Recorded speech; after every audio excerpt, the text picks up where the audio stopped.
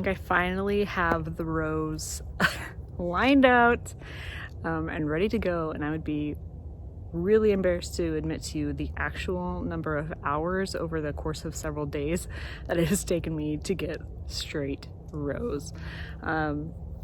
It's kind of a joke in my family that I cannot put a straight line anywhere, and so I feel really proud of myself.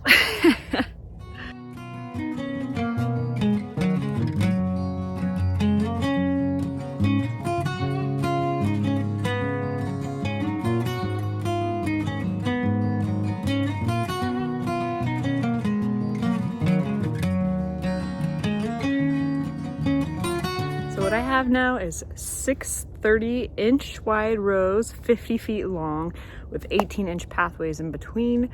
And that's just my original garden plot. Then I have the pumpkin patch over here that I'll be doing some shorter beds on, probably 30-foot beds, and probably 4 of those.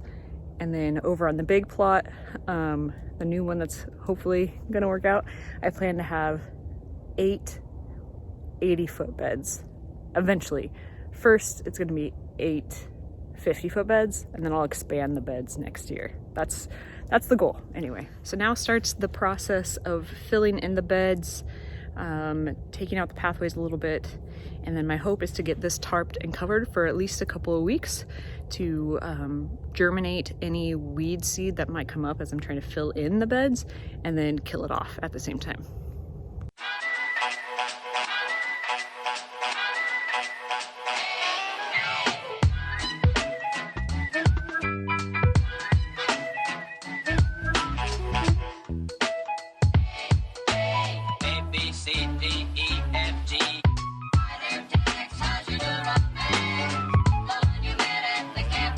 I tell you what, that digging is not as easy as what's his face over at Honey Tree Farm makes it look like.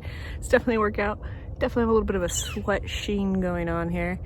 It's obviously going to take me a couple of hours probably to get those beds kind of filled in how I like them.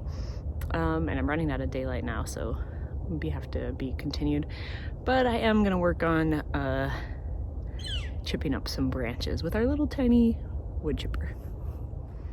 Actually, I think I'm gonna go check on the chickens right now, see what the ladies are up to. The sun is beautiful right now. So I have the electric fence up around the chickens because we've been having predator issues.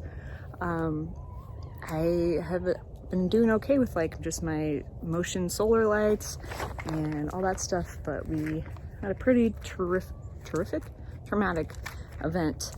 And so I have not wanted to take any chances, and I have the electric fence up around the coop and the run right now to help just give that added security. And kind of what I'm thinking about doing is during the daytime, letting the ladies out into like that enclosed electric area so they can do some more free ranging, especially as the green grass comes up, which check this out. The poor ground thinks it's early spring and it's just January, and I'm pretty sure we're gonna get like snow or something and this grass, but I'm not doing a filter or anything. It's really this bright green brand new grass.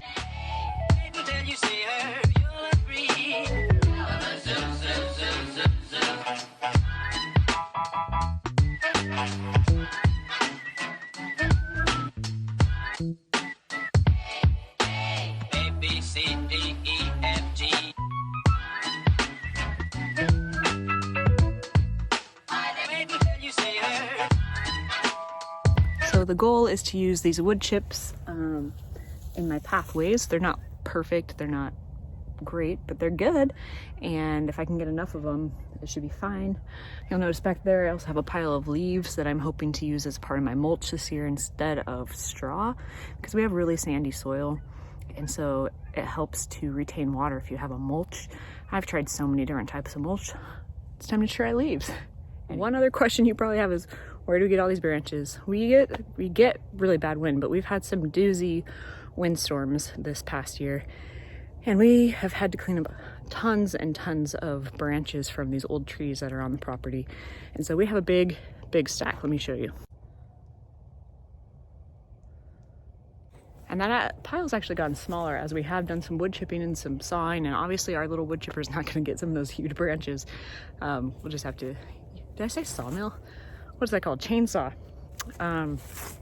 Yeah, but it's also gone down from just decomposition and stuff like that. So anyways, I'm gonna do a few more of these and call it a day.